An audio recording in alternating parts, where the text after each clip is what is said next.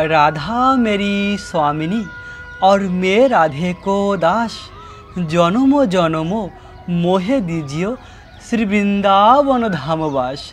राधे राधे, जय जय मोहिनी एकादशी की, श्री वृंदावन धाम की।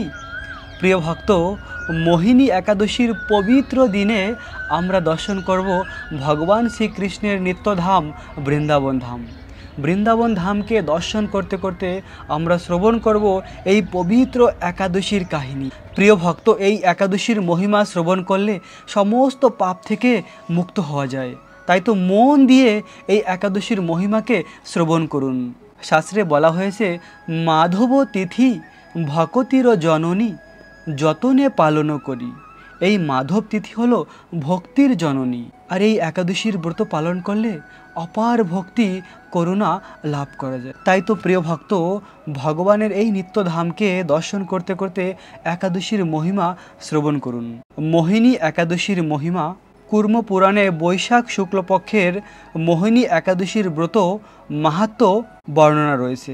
মহারাজ যুধিষ্ঠির বললেন, হে জনার্দন, বৈশাখ শুক্লপক্ষীয় একাদশীর কি নাম, কি ফল, কি বা বিধি, এ সকল কথা আমার নিকট বর্ণনা করুন। উত্তরে ভগবান শ্রীকৃষ্ণ বললেন, হে ধর্মপুত্র, আপনি আমাকে যে প্রশ্ন করেছেন, পূর্বে শ্রী রামচন্দ্র বৈশিষ্ট্য মুনির কাছে এই একই প্রশ্ন করেছিলেন। তিনি জিজ্ঞাসা করেছিলেন, অর্থাৎ ভগবান রামচন্দ্র বৈশিষ্ট্য মুনির কাছে জিজ্ঞাসা করেছিলেন, হে মুনিবর, আমি জনক নন্দিনী সীতার বিরহজনিত কারণে বহু দুঃখ পাচ্ছি। তাই একটি উত্তম ব্রতের কথা আমাকে বলুন, যার দ্বারা সর্ব পাপ ক্ষয় ও সর্ব দুঃখ বিনষ্ট হয়। এই কথা শুনে বৈশিষ্ট্যদেব বললেন, হে রামচন্দ্র, তুমি উত্তম প্রশ্ন করেছো। যদিও তুমি হলে স্বয়ং ভগবান, তোমার নাম গ্রহণে মানুষ পবিত্র হয়ে থাকে, তবুও লোকের মঙ্গলের জন্য তোমার কাছে আমি সর্বশ্রেষ্ঠ ও পরম পবিত্র একটি ব্রতের কথা বলছি। বৈশাখ মাসের শুক্লপক্ষীয় একাদশী মোহিনী নামে প্রসিদ্ধ। এই ব্রতের প্রভাবে মানুষ সকল পাপ দুঃখ ও মোহজাল অচিরেই বিনষ্ট হয়। তাই মানুষের উচিত সকল পাপ ক্ষয়কারী ও দুঃখ বিনাশকারী এই একাদশীর ব্রত পালন করা। একাগ্র চিত্তে তার মহিমা তুমি শ্রবণ করো। এই কথা শ্রবণ মাত্রই সমস্ত পাপ বিনষ্ট হয়। পবিত্র সরস্বতী নদীর তীরে ভদ্রবতী নামে এক সুশোভনা নগরী ছিল। রামচন্দ্র বংশজাত ধৃতমান নামে এক রাজা সেখানে রাজত্ব করতেন। সেই নগরীতে ধনপাল নামে এক বৈশ্য বাস করতেন। তিনি ছিলেন পূর্ণবান ও সমৃদ্ধিশালী ব্যক্তি। তিনি নলকূপ, জলাশয়, উদ্যান, মাঠ ও গৃহ ইত্যাদি নির্মাণ করতেন। তিনি ছিলেন বিষ্ণু ভক্ত পরায়ণ ও শান্ত প্রকৃতির মানুষ। এবং সেই ধনপালের 5 জন পুত্র সন্তান ছিল: সুমনা, দ্রুতিমান, মেধাবী, সুকৃতি ও দৃষ্টবুদ্ধি। এই 5 জন পুত্র ছিল। দৃষ্টবুদ্ধি ছিল অতি দুরাচারী এবং সে সর্বদা পাপ কার্যে লিপ্ত থাকত। পরস্ত্রী সঙ্গী, বেশ্যা আসক্ত, লম্পট ও দুষ্ক্রিয়া প্রকৃতি পাপে সে অত্যন্ত আসক্ত ছিল। দেবতা, ব্রাহ্মণ ও পিতামাতার সেবায় একেবারেই মতি ছিল না। সে অনার্য কার্যে রত, দুঃস্বভাব ও পিতৃধন ক্ষয়কর ছিল। সবসময় সে অভক্ষণ, ভক্ষণ ও সুরাপানে মতো থাকত। তার পিতা একদিন রাস্তা থেকে পথ চলে যাচ্ছিলেন।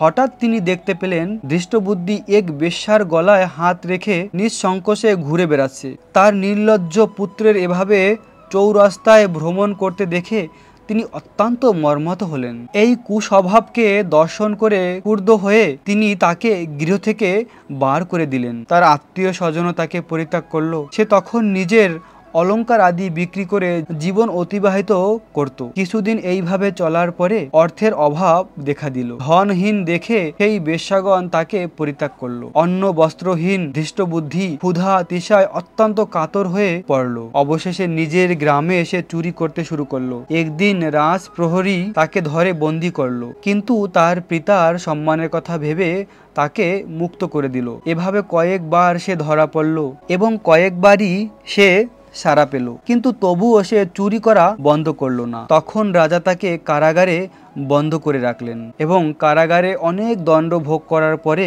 সেই ধৃষ্টদ্যুম্ন বনে প্রবেশ করল। সেখানে সে পশু পাখি বধ করে তাদের মাংস ভক্ষণ করে অতি দুঃখে পাপময় জীবনযাপন করতে লাগলো। দুষ্কর্মের ফলে কেউ কখনোই সুখী হতে পারে না, তাই সেই ধৃষ্টবুদ্ধি দিবারাত্রি দুঃখ শোকে জর্জরিত হলো। এভাবে অনেক দিন অতিবাহিত হলো। কোনো পূর্ণ ফলে একদিন সে কৌন্ডিল্য ঋষির আশ্রমে উপস্থিত হলো। বৈশাখ মাসে ঋষিবর গঙ্গা স্নান করে আশ্রমের দিকে ফিরে আসছিলেন।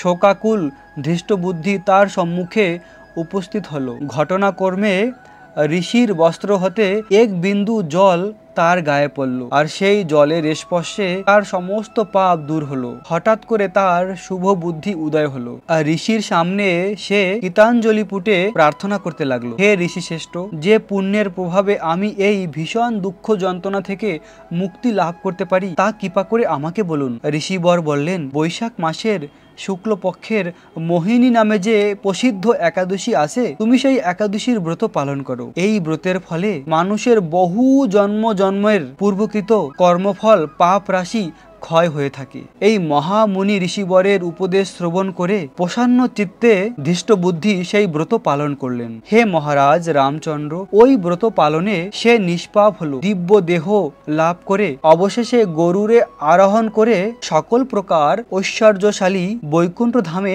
গমন করলো। হে রাজন, এই ত্রিলোকে মোহিনী ব্রত থেকে আর শ্রেষ্ঠ কোনো ব্রত নেই। যজ্ঞ, তীর্থে দান ইত্যাদি কোনো পূর্ণকর্মই এই ব্রতের সমান নয়। এই ব্রতের কথা শ্রবণ ও কীর্তনে সহস্র গোদানের ফল লাভ হয়। প্রিয় ভক্ত, অপার মহিমা রয়েছে এই মোহিনী একাদশীর। এই মোহিনী একাদশীর ব্রত পালন করে ধৃষ্টবুদ্ধি ভগবানের নিত্যধাম বৈকুণ্ঠ ধাম প্রাপ্ত হয়েছিলেন।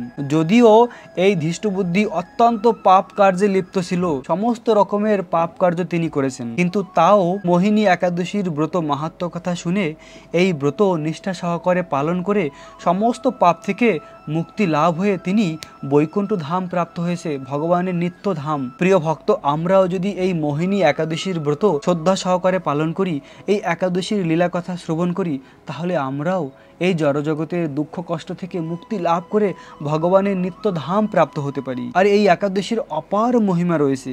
স্বয়ং ভগবান রামচন্দ্র তিনিও এই একাদশীর ব্রত পালন করেছিলেন। আর এই মোহিনী একাদশীর ব্রতের কথা যে ভক্তরা মন দিয়ে শ্রবণ করবে, তারা সমস্ত রকমের পূর্ণ ফল অর্জন করবে। এমনকি বিভিন্ন তীর্থে গিয়ে দান দক্ষিণা করার ফল তারা অনায়াসে লাভ করবে এই ব্রতের মাধ্যমে, এবং পৃথিবীর সমস্ত তীর্থে ভ্রমণ করার ফল প্রাপ্ত হবে শুধুমাত্র এই ব্রতের মাধ্যমে। তাই তো প্রিয় ভক্ত, এই মোহিনী একাদশীর দিন ভগবানের অপ্রাকৃত বৃন্দাবন ধামকে দর্শন করুন, মোহিনী একাদশীর ব্রত কথা শ্রবণ করুন। তো বৃন্দাবনের লীলা কথা শ্রবণ করলে ভগবান কৃষ্ণের প্রতি অপ্রাকৃত প্রেম আমাদের হৃদয়ে বৃদ্ধি হবে। তাই তো বৃন্দাবন ধামকে দর্শন করলে আপনাদের হৃদয়ে কৃষ্ণের প্রতি প্রেম বৃদ্ধি হবে। একাদশীর দিন বেশি বেশি করে কৃষ্ণ নাম জপ করুন। ভগবান কৃষ্ণের নাম ভগবান কৃষ্ণ থেকে অভিন্ন। ভগবান কৃষ্ণ তার গোলক বৃন্দাবনের প্রেমধন হরে কৃষ্ণ মহামন্ত্র নিয়ে এসেছে। আর এই মহামন্ত্র যদি আমরা জপ করি, তাহলে কৃষ্ণের প্রতি আরও বেশি ভক্তি প্রেম আমাদের হৃদয়ে বৃদ্ধি হবে। তখন আমরা বৃন্দাবনের অপ্রাকৃত লীলাকে বুঝতে পারবো, রাধা কৃষ্ণের প্রতি প্রেম হবে। প্রিয় ভক্ত, আজ এই পবিত্র একাদশীর দিন খুব ভোরে ব্রহ্ম মুহূর্তে ঘুম থেকে উঠে স্নান করে তিলক ধারণ করুন, তুলসী মহারানীর পরিক্রমা করুন, তুলসী মহারানীর সেবা করুন, এবং পুরো দিন কৃষ্ণের কথা চিন্তা করুন। আর একাদশীর দিন শুধুমাত্র ফল আর জল খেয়ে একাদশীর ব্রত পালন করুন। যদিও বিভিন্ন রকমের সবজি বানিয়ে এই সবজি ভোগ লাগিয়ে গ্রহণ করা যায়, কিন্তু সবজি বানাতে অনেক টাইম নষ্ট হয়ে যায়। তাই তো সময় বাঁচানোর জন্য শুধুমাত্র ফল আর জল খেয়ে এই একাদশীর ব্রত পালন করে ভগবানের বিশেষ কৃপা লাভ করুন। প্রিয় ভক্ত, তপস্যা মানে কষ্ট করা। কষ্টের মাধ্যমেই তো আমরা এই দুঃখময় সংসার থেকে মুক্তি লাভ করব, ভগবানের কাছে ফিরে যাব। কষ্ট করলেই তো কৃষ্ণকে পাবো। তাই তো এই পবিত্র মোহিনী একাদশীর ব্রত পালনের মাধ্যমে আমরা পরম সিদ্ধি লাভ করতে পারি। আজ এই পবিত্র একাদশীর দিন কারো নিন্দা, কারো চর্চা, কারো সম্বন্ধে কিছুই বলা যাবে না। শুধুমাত্র কৃষ্ণ কথাই চিন্তা করে দিনকে অতিবাহিত করুন। অপার মহিমা রয়েছে এই মোহিনী একাদশীর। যে ভক্তরা এই একাদশীর ব্রত পালন করে সেই ভক্তরা ভগবানের খুব প্রিয়। এভাবে প্রতিটি একাদশীর ব্রত পালন করে ভগবানের বিশেষ কৃপা প্রাপ্ত করুন। প্রিয় ভক্ত, এখন আমরা বৃন্দাবনের একটি মধুর লীলা শ্রবণ করব। একবার শ্যাম সুন্দর কৃষ্ণ যমুনার তটে কদম গাছে উঠে কৃষ্ণ বাঁশি বাজিয়েছিল। মধুর কৃষ্ণের বাঁশির সুর। কৃষ্ণ যখন এভাবে শরৎকালে কদম গাছে উঠে বাঁশি বাজিয়েছিল, তখন কৃষ্ণের সেই মধুর বাঁশির সুর সমস্ত গোপিকাদের কানে পৌঁছে গিয়েছে। আর ভগবান কৃষ্ণ তখন দেখছিল যে কদম গাছে খুব সুন্দর কদম ফুল ফুটে আছে। তখন কৃষ্ণ সেই কদম ফুল দিয়ে খুব সুন্দর মালা বানিয়েছিল। আসলে সব সময় রাধারানী কৃষ্ণের জন্য মালা বানিয়ে থাকে। আর ওই দিন শ্যাম সুন্দর নিজে তার প্রিয় রাধার জন্য মালা বানিয়েছিল কদম ফুল দিয়ে। এভাবে সুন্দর কদম ফুলের মালা বানিয়ে রাধারানীর জন্য অপেক্ষা করছিল। আর রাধারানী যখন কৃষ্ণের এই মধুর বাঁশির সুর শুনেছে, রাধারানী ছুটে এসেছে কৃষ্ণের কাছে, তার শ্যাম সুন্দরের কাছে। যখন কৃষ্ণ রাধারানীকে দেখেছিল, তখন সেই মালা রাধারানীর গলায় পরিয়েছিল। এভাবে যমুনার তটে রাধাকৃষ্ণের অনেক মধুর প্রেমময়ী লীলা রয়েছে। আর রাধাকৃষ্ণের এই লীলা অপ্রাকৃত লীলা। প্রিয় ভক্ত, এখন আমরা একাদশীর পরের দিন কয়েকটি স্থানের পারণের সময়সীমা জেনে নেব। একাদশীর ব্রত পালন করার পরের দিন পারণের নিয়ম রয়েছে। যেমন আমরা আজ একাদশীর ব্রত পালন করলাম, সকালে একটি পারণের সময় রয়েছে। যে বস্তু আমরা একাদশীর দিন ত্যাগ করি, যেমন অন্ন, রবি শস্য, এই সমস্ত বস্তু দিয়ে আমরা পারণ করে ভগবানকে ভোগ নিবেদন করে সেটি আমরা গ্রহণ করি, আর তাকে বলা হয় পারণ। আর সেই পারণের একটি সময়সীমা রয়েছে। ওই সময়ের মধ্যে পারণ করতে হয় একাদশীর পরের দিন, দ্বাদশীর দিন। বাংলাদেশের ভক্তরা একাদশীর পরের দিন পারণ করবেন সকাল 5:20 থেকে 9:34 মধ্যে। পশ্চিমবঙ্গ আর কলকাতার সমস্ত ভক্তরা একাদশীর পরের দিন পালন করবেন 4:55 থেকে 9:17 মধ্যে। দিল্লির ভক্তরা একাদশীর পরের দিন পালন করবেন 5:27 থেকে 10:01 মধ্যে। মুম্বাই মহারাষ্ট্রের ভক্তরা একাদশীর পরের দিন পালন করবেন 6:02 থেকে 10:24 মধ্যে। পুনে মহারাষ্ট্রের ভক্তরা একাদশীর পরের দিন পালন করবেন সকাল 6টা থেকে 10:20 মধ্যে। নাগপুর মহারাষ্ট্রের ভক্তরা একাদশীর পরের দিন পালন করবেন 5:33 থেকে 9:58 মধ্যে। চেন্নাই তামিলনাড়ুর ভক্তরা একাদশীর পরের দিন পালন করবেন 5:42 থেকে 9:57 মধ্যে। ভুবনেশ্বর আর উড়িষ্যার ভক্তরা একাদশীর পরের দিন পালন করবেন 5:08 থেকে 9:31 মধ্যে। বিহারের ভক্তরা একাদশীর পরের দিন পালন করবেন 5:01 থেকে 9:30 মধ্যে। ঝাড়খণ্ডের ভক্তরা একাদশীর পরের দিন পালন করবেন 5:04 থেকে 9:31 মধ্যে। ছত্তিশগড়ের ভক্তরা একাদশীর পরের দিন পালন করবেন 5:22 থেকে 9:46 মধ্যে। শিলং মেঘালয়ের ভক্তরা একাদশীর পরের দিন পালন করবেন 4:34 থেকে 9:04 মধ্যে। গুয়াহাটি আসামের ভক্তরা একাদশীর পরের দিন পালন করবেন 4:34 থেকে 9:04 মধ্যে। মণিপুরের ভক্তরা একাদশীর পরের দিন পালন করবেন 4:28 থেকে 8:26 মধ্যে। বৃন্দাবনের ভক্তরা একাদশীর পরের দিন পালন করবেন 5:27 থেকে 10টার মধ্যে। ব্যাঙ্গালোরের ভক্তরা একাদশীর পরের দিন পালন করবেন 5:53 থেকে 10:08 মধ্যে। আগরতলা ত্রিপুরার ভক্তরা একাদশীর পরের দিন পালন করবেন 4:40 থেকে 9:07 মধ্যে। গুজরাটের ভক্তরা একাদশীর পরের দিন পালন করবেন 6:03 থেকে 10:29 মধ্যে। কেরালার ভক্তরা একাদশীর পরের দিন পালন করবেন 6:01 থেকে 10:14 মধ্যে।